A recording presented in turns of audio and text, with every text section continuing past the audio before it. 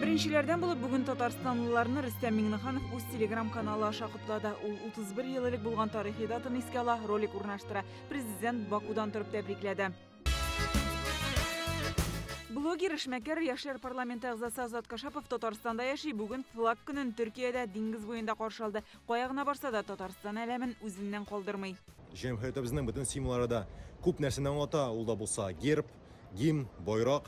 Ham shunga ko'ra qaysiga barsam da men bayroqni o'zim bilan olishga tirisham. Masalan, hozir men Turkiyaning Antalya shahrida ko'rganingizcha ham bayroq o'zim bilan. Ул o'zini alamning yashtashi deb ta'tiyalari edi ertaga tug'an kunida. Birinchidan bayroq mening uchun Tataristonning tug'an yerimning kisagi kibik ham endi o'zimda hech shaksiz men Tataristonning ulushi deb his etam. Ikkinchidan men respublikamiz bilan Tatariston bilan bek g'ururlanam, ham qo'ya borsam da tatarlar Tatariston to'g'risida сөйлейм. Birinchi kanaldan do'stlarimning birisi "Sen meni o'zingda bilmisha bayroqni o'zim bilan olishga o'rgatding" dedi. Ham men bu faktga bek shodli, ham bu suratdan so'ng bunday kishilar tani ko'mayir deb ishonib qolam.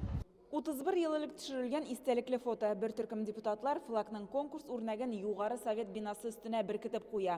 Ko'p sonli variantlar qaralgandan so'ng 1991 yilning 29 noyabrida Tatariston Yuqori Soveti yashil, oq, qizil tusdagi alamni rastlay. Долго спорили по самому флагу нашей республики, который появился у нас в Татарстане и был принят практически абсолютным большинством депутатов того созыва. Yeşil yozning yeshilligi yo'ngarish belgisi, oq poqliq, qizil tus energiya, kuch, turmushni anglata. Uning avtori rassam Abdulla To'qay ismidagi davlat bo'lagi laureati Tovil Hoji Ahmedov. Tatar xalqi ham Tataristonning davlatchiligi muzeyida bugun flag tarixi bilan tanishib yurishlarni da ko'rgan mumkin edi. Bizning davlatchilikni belgili, bizning Tataristonning endi o'zimizning ilk ko'lamida da ham xalqaro masshtabda da onu ayırıp ko'rsata. Respublika bayrog'i kunida KFUda Farid Muhammadshин studentlar, muallimlar ham Geraldika Soveti a'zolari bilan uchrashdi. Tatariston prezidenti qoshindagi Geraldika Soveti 20 yillik uyusha, dasturning 100 yilligi, islomni rasmiy qabul etishning 1100 yilligi kabi yubiley datalarini hozirlikda fanniy metodik yordam ko'rsatuv, munisipal simvolika bo'yicha ishlarini belgilab o'tdi. Parlament boshlig'i davlat bo'laklarini topshirdi.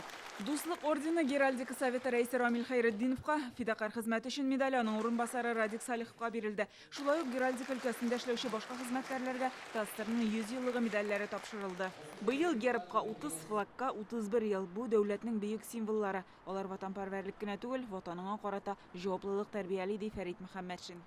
Дәресләрдә һәр бер атна башында җыелышып, гимнны җырлап, әйтик, флагларны күтәреп, без яшьләребезне берләштерәбез һәм патриотик рухларын күтәрәбез. Нигә дигәндә, аларның бүгенгесе һәм киләчәге күп милләтле, күп динне республикаларда, субъектларда Россиядә без аларны менә берләштерү мөмкинлеген табып, шулай итеп эшне кырдык. Татарстан флагы республикада яшәүче һәркем өчен кадерле һәм якын. Татарстан республикабыз менә аның без кем икәнне күрсәтә. Башка ниләр белән бута булмый. Без бөтенебез бер Татарстан икәнне. Татарстан флагını күргәч, мин горурлык хисен тоям. Куда-то уезжаешь и видишь свой флаг, очень радостный, гордость за свой Татарстан любимый.